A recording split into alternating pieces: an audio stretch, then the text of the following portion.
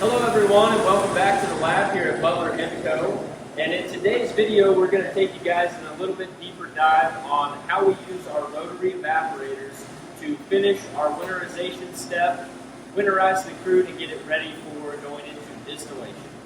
Let's do it.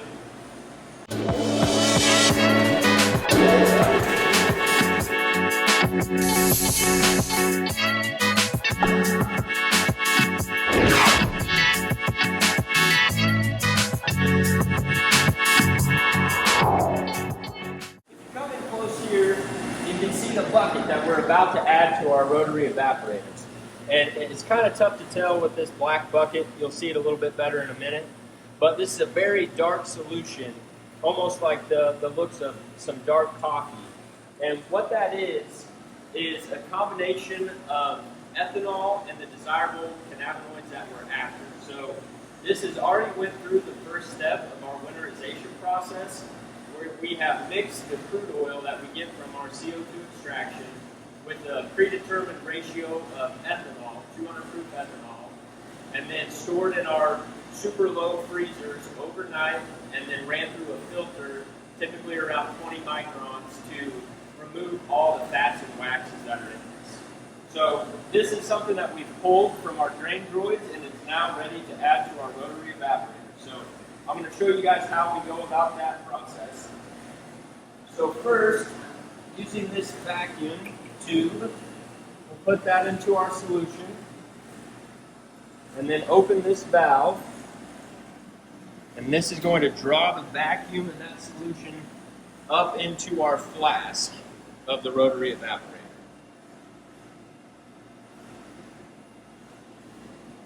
So you can see it pouring in there. It'll take just a couple of minutes, but we will fill this up to the level above the water line in our bath heater and into the neck of this flask.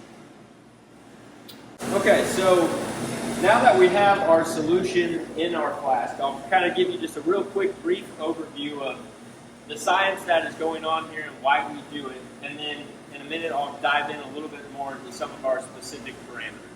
So at the top level, we're using this to separate the ethanol and the cannabinoid solution that we're after, that we want to distill. And how we go about doing that, with drawing our solution into here and having a closed system, we're able to use this vacuum down here and control the amount of vacuum that we're putting on the system to lower the pressure inside our flask. And what that's letting us achieve is at a lower pressure, we're able to lower the boiling point of ethanol.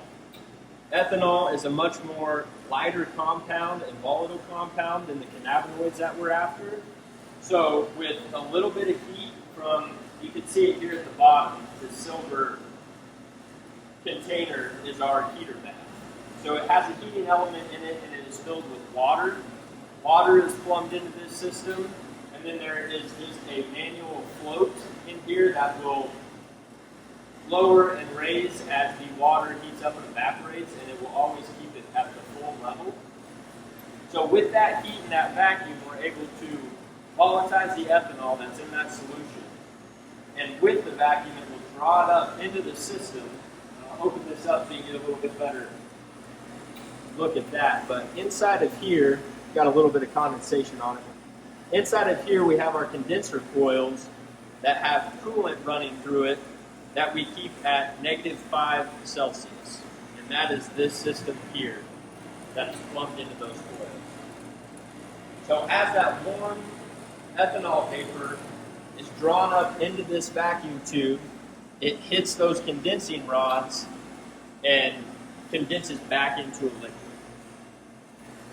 And from there, over here on the left, you can go down and see where we collect that in these collection flasks. So in our system, we do lose just a little bit of ethanol due to evaporation, as well as some saturated in the fats and waxes that we remove during our filtration process. But on an average, it's probably safe to say we're between 85 and 90% recovery of our ethanol. So it comes back out of this system crystal clear and clean and ready to reuse in our next round of winterization. To go into a little bit more depth about our process and parameters for this, typically on a normal day, our team will start in the morning. They will add the solution into our rotovats first thing in the morning, and depending on the material, but typically we start out, you can see on this display screen, here's all of our parameters. So at the top we have vacuum, and right now we're starting at 200 millibar with a 5-degree tolerance in there, or differential, so it will float between our set point and 5 degrees above that. And within a few minutes of this running, it will stabilize and we'll start to work that pressure down. Work the vacuum up and the pressure down, and that just keeps us efficient as we go to continue to pull out the most ethanol that we can at a time. The second parameter that you saw there is our RPMs, so the revolutions of our flask in there. We do manipulate that a little bit. Typically when we're starting the run and adding during the day, we keep that between 75 and 100. That just keeps that solution in there pretty stable to where we can put a pretty aggressive amount of vacuum on it and not have it volatilize too much or blow up, because that is something that can happen. If you're too aggressive with the vacuum, it will get very unstable in there and boil up into here and into your collection vessel. So we don't want that contamination. If that happens, we have to go ahead and put it back in, lose time and efficiency there. So between 75 and 100 RPMs, and then as we go to finish this off at the end of the day, we'll end up lowering that considerably, closer to like 50 or 30 RPM. The next one on there is temperature, which during our normal runtime during the day, we use 75 degrees C. That's plenty of heat to keep that warm in there and volatilize the ethanol. But then overnight, to cut down on moisture that we're putting into the air and in the room with all of our equipment, we will turn that down as well.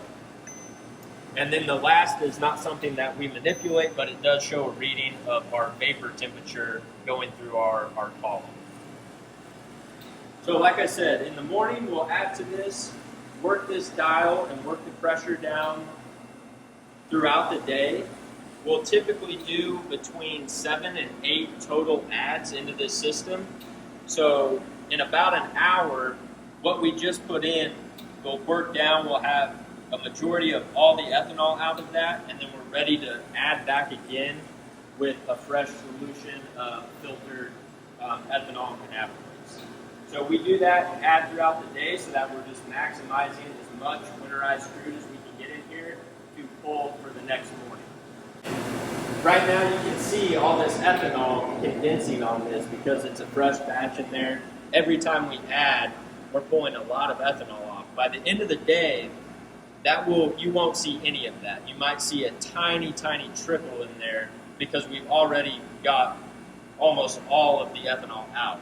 But just to be safe that we're recovering all of this, we'll run this overnight at 1 millibar of pressure, high vacuum, and let it run overnight until we come back in the next morning, just to ensure that we are getting all of that recovered and out of our winterized crude materials. So then once that happens overnight, we'll come back in the next morning, turn these machines, the rotation off, shut the vacuum off, and stop them, and then we're able to remove that flask out of the unit, dump that into a bucket to get a weight so we know our yield, and then that material is then ready to go to our distillation process. Alright guys, so that's all the info I have today for you on our rotobat process and part of our winterization before distillation. I hope you guys learned something and can take something from that, and if you have any comments or questions, please leave them down below in the comments. Thank you guys for watching, and we'll see you in the next video.